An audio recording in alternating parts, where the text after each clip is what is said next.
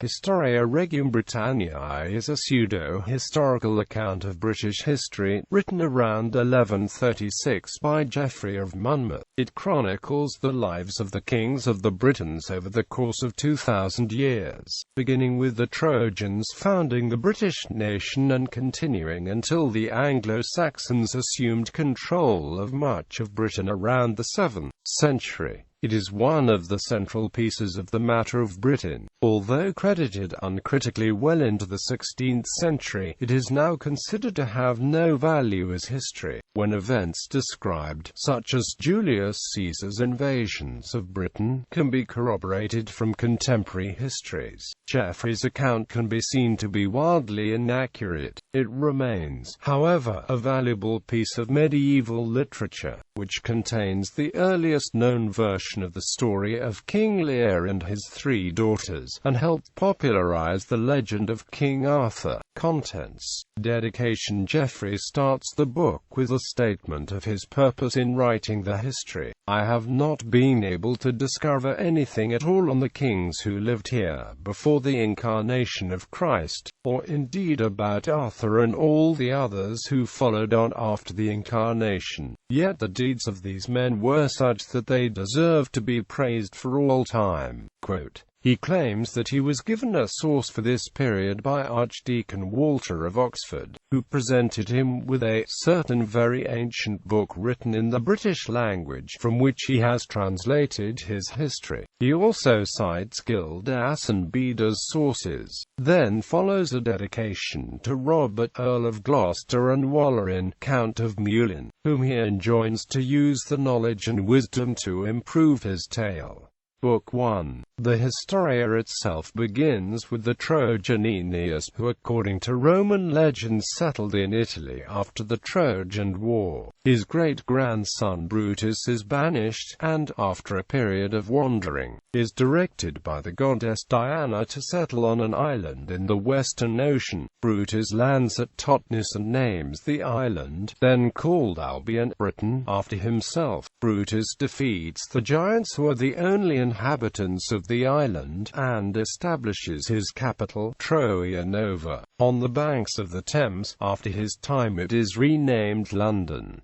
Book 2. When Brutus dies, his three sons, Locrianus, Camber and Albanactus, divide the county between themselves. The three kingdoms are named Loegria, Cambria and Albany. The story then progresses rapidly through the reigns of the descendants of Locrianus, including Bladud, who uses magic and even tries to fly. Bladud's son Lear reigns for 60 years. He has no sons, so upon reaching old age he decides to divide his kingdom among his three daughters, Goneril, Regan and Cordelia. To decide who should get the largest share, he asks his daughters how much they love him. Goneril and Regan give extravagant answers, but Cordelia answers simply and sincerely. Angered, he gives Cordelia no land. Goneril and Regan are to share half the island with the husbands, the Dukes of Albany and Cornwall. Cordelia marries Agonippus, king of the Franks, and departs for Gaul.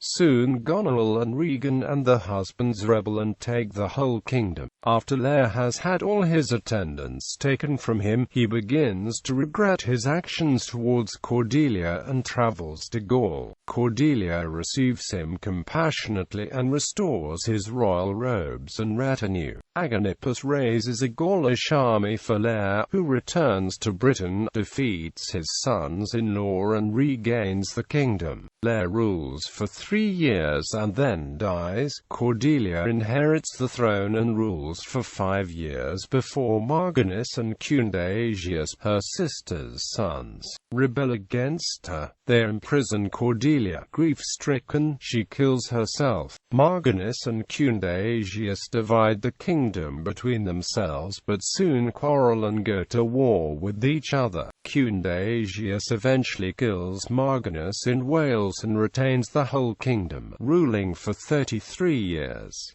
He is succeeded by his son, a later descendant of Cundaegius. King Gorboduus has 2 sons called Pharaoh and Porrex. They quarrel and both are eventually killed, sparking a civil war. This leads to Britain being ruled by 5 kings, who keep attacking each other. Dunvallo-Momucius, the son of the King of Cornwall, becomes preeminent. He eventually defeats the other kings and establishes his rule over the whole island. He is said to have established the so-called Momutine laws, which are still famous today among the English. Book 3. Dunvallo's sons, Belenus and Brennus, fight a civil war before being reconciled, and proceed to sack Rome. Victorious, Brennus remains in Italy, while Belenus returns to rule Britain. Numerous brief accounts of successive kings follow. These include Lud, who renames Trinovantum Caelud after himself. This later becomes corrupted to London. Lud is succeeded by his brother Cassivelanus. Book 4. After his conquest of Gaul, Julius Caesar looks over the sea and resolves to order Britain to swear obedience and pay tribute to Rome. His commands are answered by a letter of refusal from Cassivellaunus.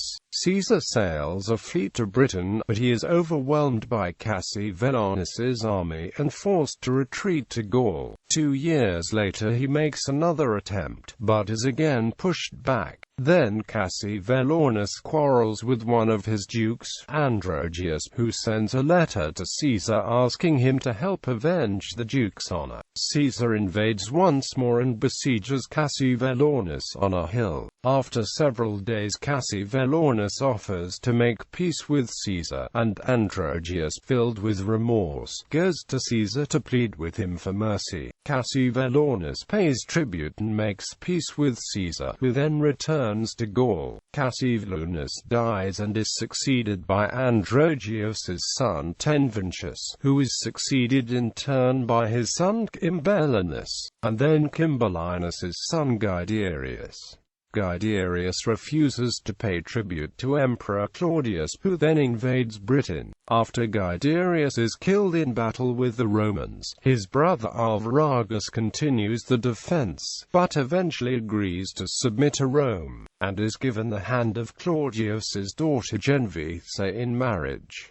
Claudius returns to Rome, leaving the province under Arviragus's governorship. The line of British kings continues under Roman rule, and includes Lucius, Britain's first Christian king, and several Roman figures, including the Emperor Constantine I, the usurper Electus, and the military commander Asclepiodatus.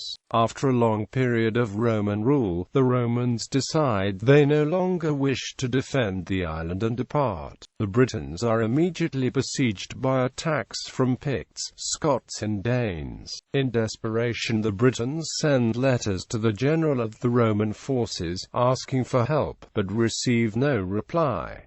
Books 5 and 6. After the Romans leave, Vortigern comes to power, and invites the Saxons under Hengist and Horsa to fight for him as mercenaries, but they rise against him. Book 7. The Prophecies of Merlin. At this point, Geoffrey abruptly pauses his narrative by inserting a series of prophecies attributed to Merlin. Some of the prophecies act as an epitome of upcoming chapters of the Historia, while others are veiled allusions to historical people and events of the Norman world in the 11th–12th centuries. The remainder are obscure. Book 8. After Aurelius Ambrosius defeats and kills Vortigern, becoming king, Britain remains in a state of war under him and his brother Uther, assisted by the wizard Merlin. At one point during the continuous string of battles, Ambrosius takes ill and Uther must lead the army for him. This allows an enemy assassin to pose as a physician and poison Ambrosius. When the king dies, a comet taking the form of a dragon's head appears in the night sky, which Merlin interprets as a sign that Ambrosius is dead and that Uther will be victorious and succeed him. So after defeating his latest enemies, Uther adds Pendragon to his name and is crowned king. But another enemy strikes, forcing Uther to make war again. This time he is temporarily defeated, gaining final victory only with the help of Duke Gorlois of Cornwall. But while celebrating this victory with Gorlois, he falls in love with the Duke's wife, Aegana. This leads to war between Uther Pendragon and Gorlois of Cornwall, during which Uther clandestinely lies with Aegana through the magic of Merlin. Arthur is conceived that night. Then Gorlois is killed and Uther marries Aegana. But he must war against the Saxons again. Although Uther ultimately triumphs, he dies after drinking water from a spring the Saxons had poisoned. Books 9 and 10. Arthur's son Arthur assumes the throne and defeats the Saxons so severely that they cease to be a threat until after his death. In the meantime, Arthur conquers most of northern Europe and ushers in a period of peace and prosperity that lasts until the Roman Emperor Lucius Tiberius demands that Britain once again pay tribute to Rome. Arthur defeats Lucius in Gaul, but in his absence, his nephew Mordred seduces and marries Guinevere and seizes the throne. Books 11 and 12. Arthur returns and kills Mordred at the Battle of Camlan, but, mortally wounded, he is carried off to the Isle of Avalon, and hands the kingdom to his cousin Constantine, son of Cadda and Duke of Cornwall. The Saxons returned after Arthur's death, but would not end the line of British kings until the death of Cadwallader. Influence. In an exchange of manuscript material for their own histories, Robert of Torigny gave Henry of Huntington a copy of Historia Regum Britanniae, which both Robert and Henry used uncritically as authentic history and subsequently used in their own works, by which means some of Geoffrey's fictions became embedded in popular history. The history of Geoffrey forms the basis for much British lore and literature, as well as being a rich source of material for Welsh bards. It became tremendously popular during the High Middle Ages, revolutionizing views of British history before and during the Anglo-Saxon period, despite the criticism of such writers as William of Newburgh and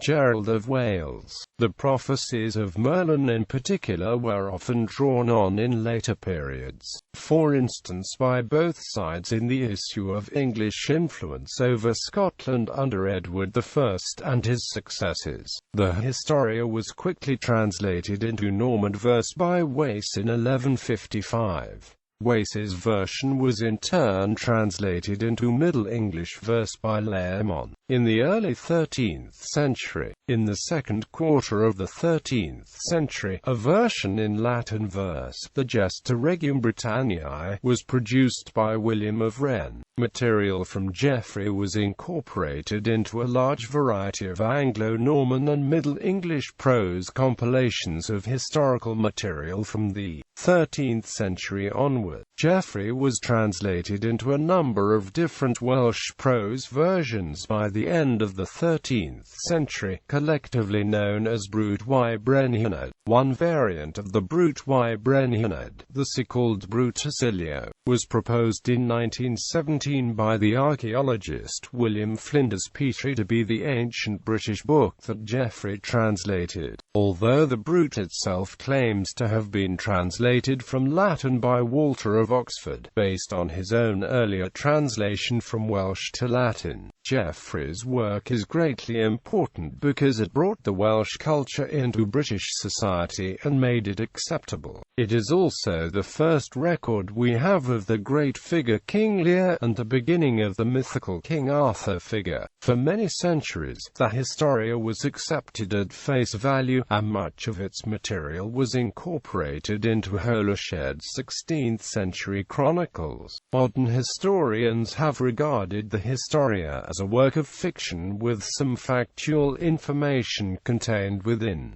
John Morris in The Age of Arthur calls it a deliberate spoof, although this is based on misidentifying Walter, Archdeacon of Oxford, as Walter Map, a satirical writer who lived a century later. It continues to have an influence on popular culture, e.g., Mary Stuart's Merlin trilogy and the TV miniseries Merlin both contain large elements taken from the Historia, manuscript tradition and textual history. 215 medieval manuscripts of the Historia survive, dozens of them copied before the end of the 12th century. Even among the earliest manuscripts, a large number of textual variants, such as the so-called first variant, can be discerned. These are reflected in the three possible prefaces to the work and in the presence or absence of certain episodes and phrases. Certain variants may be due to authorial additions to different early copies, but most probably reflect early attempts to alter, add to or edit the text. Unfortunately, the task of disentangling these variants and establishing Geoffrey's original text is long and complex, and the extent of the difficulties surrounding the text has been established only recently.